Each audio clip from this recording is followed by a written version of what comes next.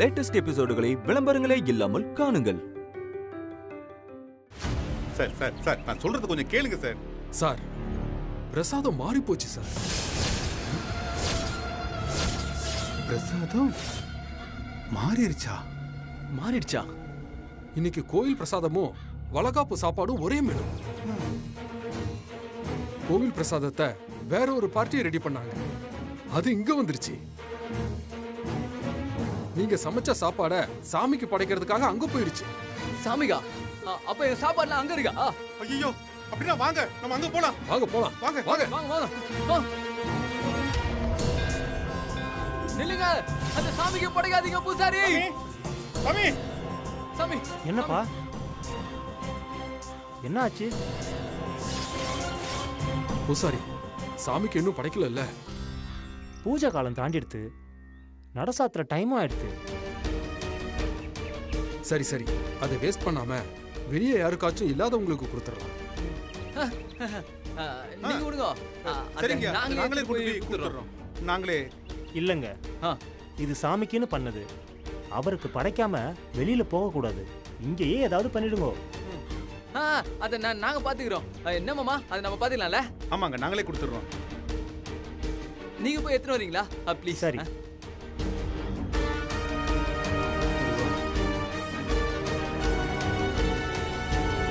அந்த ஆளை கலவரப்படுத்தி விடணும்னு வேணுனே காக்கா கதையை சொன்னீங்களா? அதெல்லாம் ஒண்ணும் இல்லைங்க. இல்லங்க, அது தப்பா இருக்குமோன்னு டவுட் வந்துச்சு. ஆமா, அவ்வளவுதான். அட போங்க சார், உங்களுக்கு வேற வேலையே இல்லை. இந்தாங்க கொடுங்க. பூசாரி, நீங்க கொஞ்சம் வாங்க. மாமா,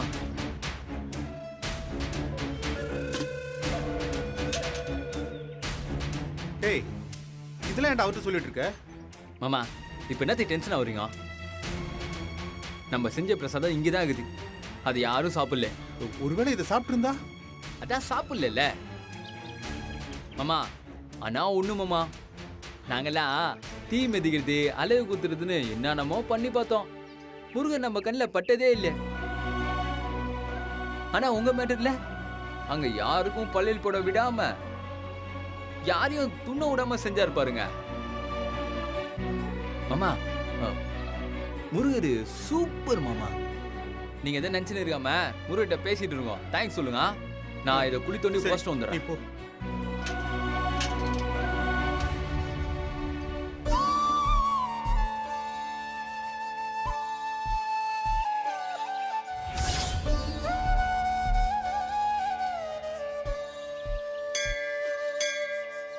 அப்ப நீ முருகா காப்பாத்தி விட்டுட்டப்பா. நீ என்ன மட்டும் காப்பாத்தல, அந்த பிரசாதத்தை சாப்பிட இருந்த அத்தனை பேரையும் காப்பாத்தி விட்டுருக்க. நான் கேட்டு எனக்காக பல விஷயங்களை பண்ற.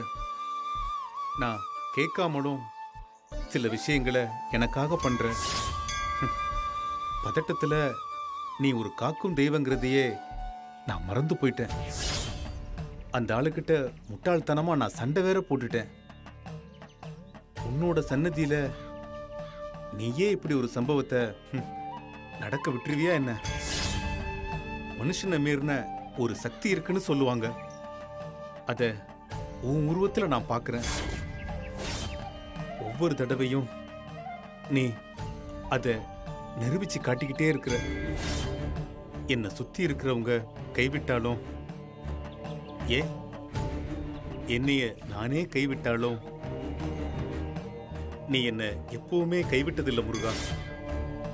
நீதான் என்னோட நம்பிக்கை, நீதான் என்னோட சக்தி, நீதான் எனக்கு எல்லாமே முருகா. ஒரு பக்தனா தெய்வத்துக்கு என்ன திருப்பி செய்யணும்னு எனக்கு தெரியல. உனக்கு உண்மையா என் மனசாட்சிக்கு விரோதம் இல்லாம நான் செய்யற ஒவ்வொரு காரியமும் நான் உனக்கு செலுத்துற நன்றியா இருக்க முடியும். இதே போல எப்பவும் என்னை கைவிடாம நீதான் என்னை வழிநடத்தணும் முருகா.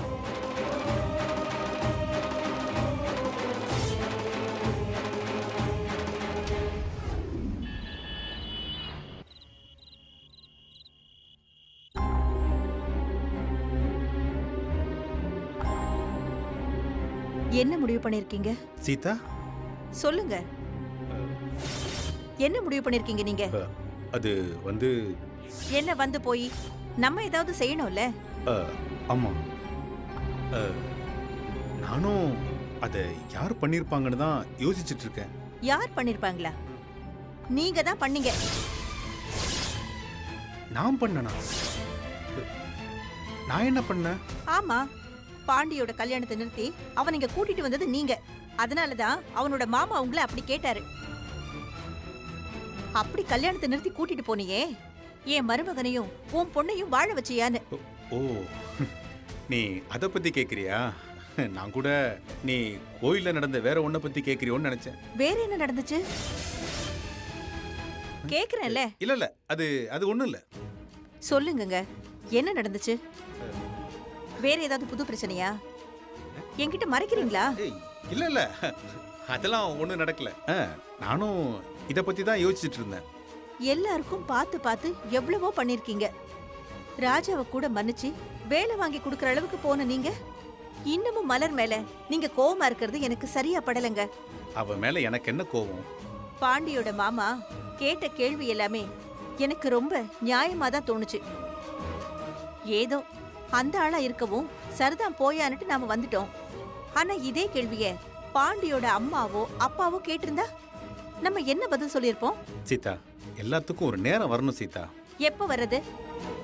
இன்னும் 10 வருஷம் கழிச்சா? இந்த வீட்ல எல்லாருமே அவங்கவங்க வாழ்க்கையை அவங்கவங்க வாழ்ந்துகிட்டு இருக்காங்க. வாழாம வீணா போய்கிட்டு இருக்கிறது மலரும் பாண்டியோட வாழ்க்கை தான். அதுக்கு நீங்க ஏதாவது பண்ணிதான் ஆகணும். மலர் அவளா தப்ப உணர்ந்து அவளாவே பாண்டியை ஏத்துக்கிட்டு அவளா வர்ற வரைக்கும் நம்ம சும்மாவே உட்கார்ந்துட்டு இருக்க முடியுமா? நீங்க ஏதாவது செய்யணும். நான் என்ன செய்ய? ஏன் இதெல்லாம் நான் உங்களுக்கு சொல்லி தரணுமா? நீங்களா எதுவும் செய்ய மாட்டீங்களா? அதான் கதை, திரைக்கதை, வசனம்னு எல்லாம் நல்லா பண்ணுவீங்களே. என்ன பத்தி நீ என்னதான் நினைச்சுக்கிட்டு இருக்க? நான் நினைக்கிறது இருக்கட்டும். உங்களுக்கு மலர் பாண்டி வாழ்க்கைய பத்தி எதுவுமே நினைப்புல இல்லைன்னு சொல்றேன். மலர் மேல கோவம் இருந்தாலும் பாண்டி நல்லா இருக்கணும்னு நீங்க நினைச்சீங்கன்னா அவனுக்காகவாவது நீங்க ஏதாவது பண்ணணுங்க.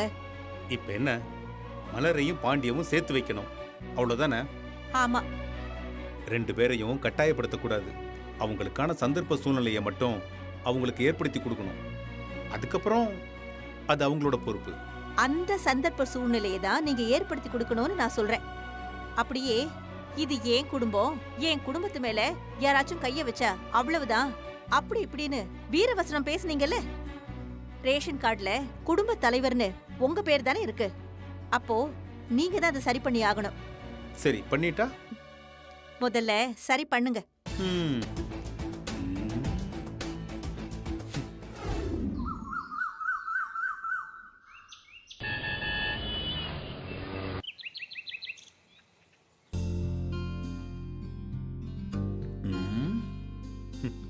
என்ன சீதா, அதிசயமா இருக்கு. என்ன? நம்ம வீடு எப்பவுமே ஹவுஸ்ஃபுல்லா இருக்கும், இன்னைக்கு காத்தாடுதே, அதான் கேட்டேன். எல்லாருமே ஆளுக்கு ஒரு வேலையா இருக்கிறது நல்ல விஷயம் தானே. சரி, உங்களுக்கு டீ போடவா காஃபியா? டீயை போடு சீதா. சம்பந்தியம்மா, நெல்லுக்கு பாயறது கொஞ்சம் புல்லுக்கும் பாயற மாதிரி எனக்கும் ஒரு டீ போட்டு கொடுங்களேன். சம்பந்தியம்மா, வானம் மேகமூட்டமாவே இருக்கு, வாயி நம்ம வாங்குது. டீயோட பஜ்ஜியும் போண்டாவும் சுட்டு கொண்டு வந்தீங்கன்னா நல்லா இருக்கும். சீதா, நீ முதல்ல அடிக்கடி போடுவிய அந்த மங்களூர் போண்டா, குட்டி குட்டியா இருக்குமே, அது போடு. அத சாப்பிட்டு ரொம்ப நாள் ஆச்சு. ஆமாங்க, போண்டா போட்டு ரொம்ப நாள் ஆச்சு இல்ல? முன்னாடி எல்லாம் ஞாயிற்றுக்கிழமை சாயங்காலம் அந்த போண்டாவை போட்டு சாப்பிட்டு டீ குடிச்சிட்டே கார்ட்ஸ் ஆடுவோம். நம்ம வீட்டில் இப்ப அதெல்லாம் மிஸ் ஆகுது. அதெல்லாம் ஒரு காலம். சரி இருங்க, நான் போய் போட்டு கொண்டு வரேன்.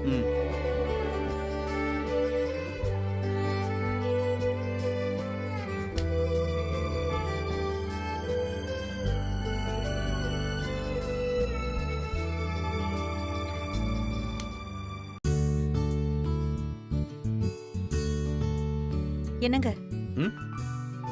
எண்ணெய் தீந்துருச்சுன்னு நினைக்கிறேன். ஓ சரி, நீ மாவு ரெடி பண்ணு, நான் போய் வாங்கிட்டு வந்துடுறேன். என்னங்க ஒரு நிமிஷம். அன்னைக்கு கோவில் பிரசாதத்துக்கு யூஸ் பண்ண எண்ணெயில கொஞ்சம் மிச்சம் இருக்கு. அதுவே போதும். நீங்க இங்கே இருங்க.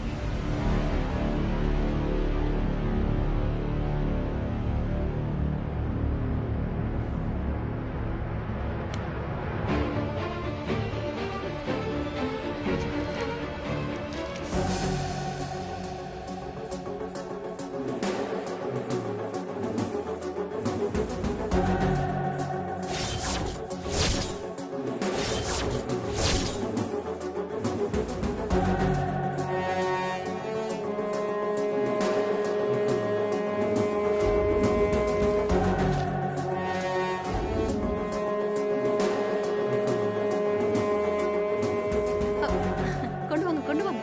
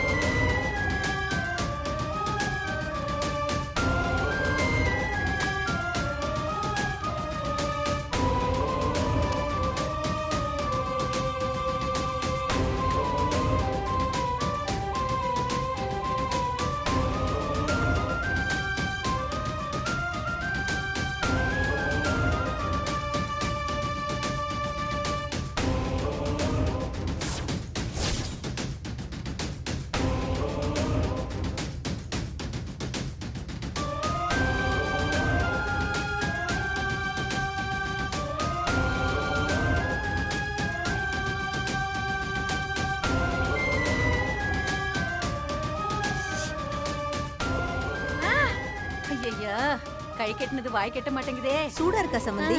ரொம்ப சூடா இருக்கு.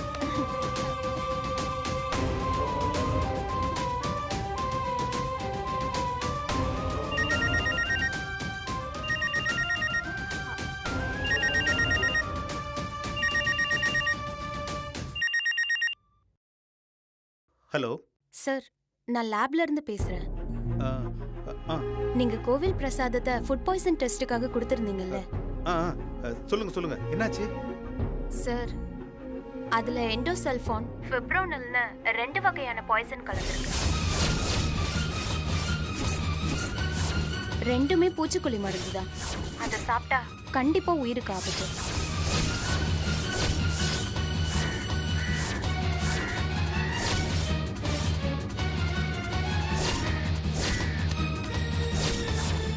அது எதுல கலந்திருக்குன்னு சொல்ல முடியுமா?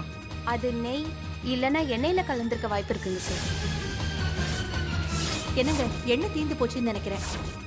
அன்னைக்கு கோவிலுக்கு பிரசாதம் பண்ணல, அந்த எண்ணெய் மிச்சம் இருக்கு. அதுவே போதுங்க.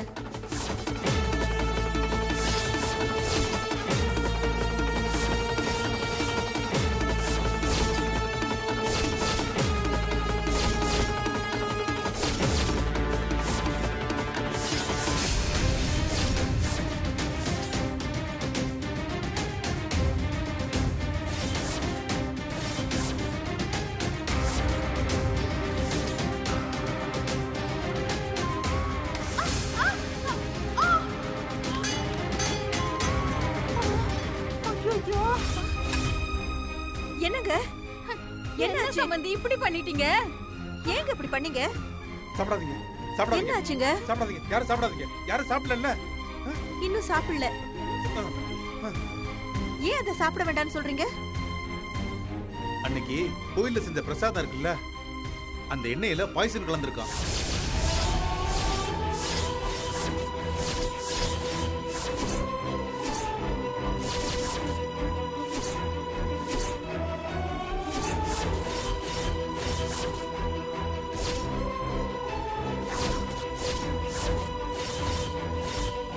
இப்பதான் லேப்ல இருந்து போன் வந்துச்சு. அந்த எண்ணெயில தான் விஷம் கலந்திருக்குன்னு சொன்னாங்க. அன்னைக்கு நீ வாங்கிட்டு போன மளிகை சாமான்கள்ல தான் இதுவும் கலந்துருக்கு. நீ போய் அந்த எண்ணெய் பாட்டில் எடுத்துட்டு வா.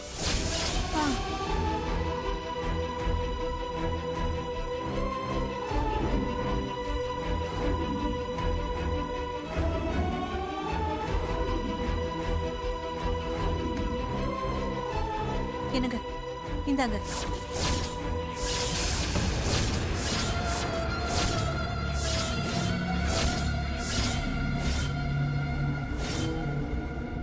இத எங்க இருந்து வாங்கின? வழக்கமா வாங்குற கடையில தான். எனக்கு இது மேலதான் சந்தேகம். இத ஏன் நீங்க அன்னைக்கே என்கிட்ட சொல்லல? பாய்சன் கலந்துருப்பாங்கன்னு நான் நினைக்கல. ஏதோ பள்ளி விழுந்திருக்குமோன்னு நினைச்சேன்.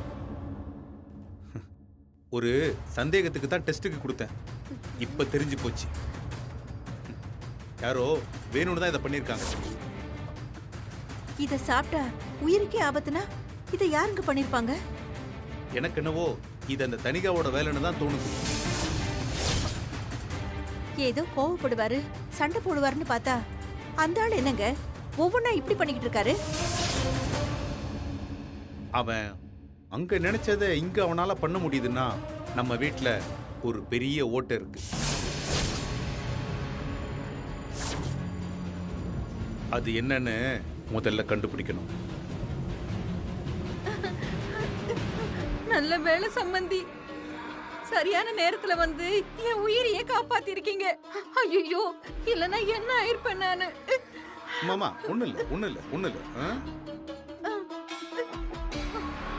இந்த விஷயம் நம்ம 3 பேருக்குள்ள மட்டும் இருக்கட்டும். வேற யாருக்கும் தெரிய வேண்டாம். நம்ம வீட்டுக்குள்ள இது எப்படி நடந்துச்சுன்னு முதல்ல கண்டுபிடிப்போம்.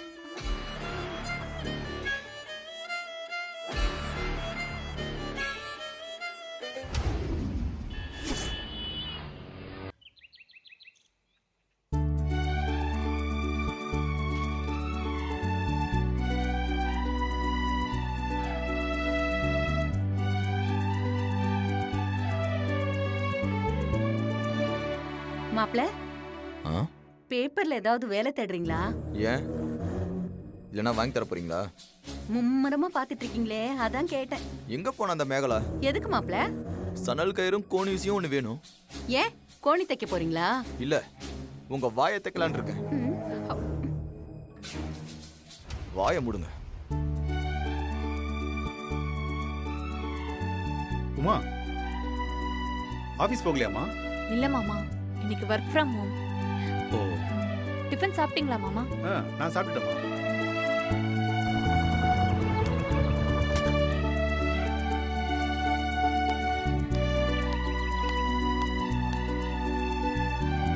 மாமா என்னடா?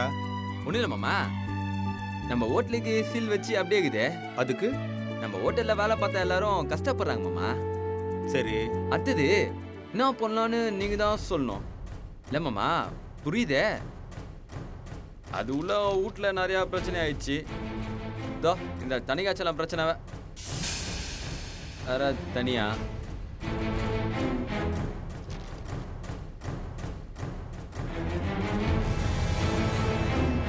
நீங்க வேற ஏதாவது ஒரு வேலையா இருக்கிறீங்களா, அதனால. ஏன்? ஏய், உன்னோட ஹோட்டல் வேலையை பார்க்காம நான் மத்த வேலையை பார்த்துட்டு இருக்கேன்னு சொல்றியா? ஐயோ மாமா, நான் அப்படி சொல்ல.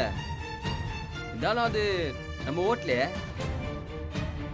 ஏதாவது ஒன்னா நம்ம தானே பார்க்கணும் இல்லையா? நம்ம ஹோட்டலா? இல்லையா அப்படின்னா? அது உன்னோட ஹோட்டல்.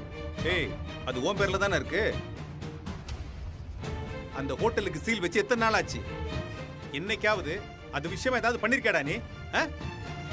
சும்மா காலங்காத்தால என்கிட்ட வந்து நொய்யின்னு இருக்க. அந்த பெரியவரும் உனக்கு ஹோட்டல் எழுதி கொடுத்துட்டாரு. நீயும் 1-2 மாசம் அந்த ஹோட்டல்ல நடத்திட்ட.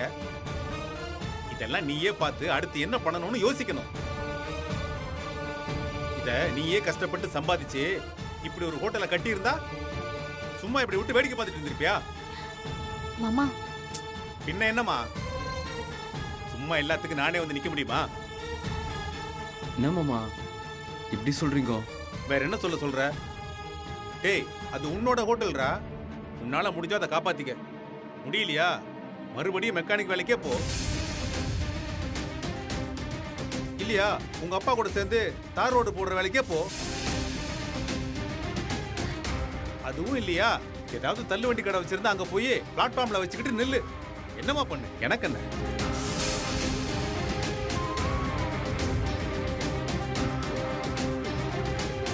என்ன வழக்கமா மாமன் மருமகனை மடியில போட்டு கொஞ்சிட்டு இருப்பான், இன்னைக்கு என்ன போட்டு பொழந்துட்டு இருக்கான்?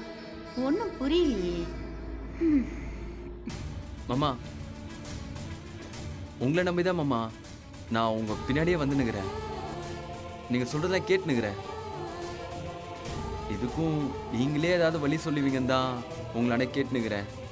டேய், இன்னும் எவ்வளவு நாளைக்கு தான்டா என் பின்னாடியே வந்துகிட்டு இருப்ப? நானும் இன்னும் எவ்வளவு நாளைக்கு தான் உனக்கு சோத்தை பிசைஞ்சு ஊட்டி விட்டுக்கிட்டே இருப்பேன்?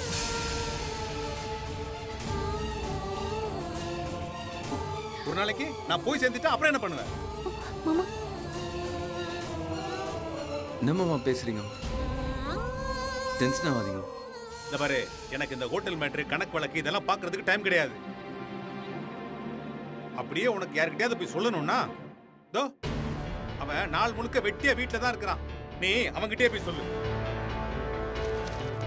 என்னத்துக்கு தேவையில்லாம என்ன பத்தி பேசிட்டு இருக்கீங்க? டேய், நீ தான் வேலை எதுவும் பண்ணலல்ல, சும்மா தானே இருக்க. உன்னால முடிஞ்சா உன் ஹோட்டலை பார்த்துக்க, இல்லைன்னா எப்படியோ போ. இந்த பாரு, என் முன்னாடி இப்படி சும்மா சும்மா வந்து நிக்காத.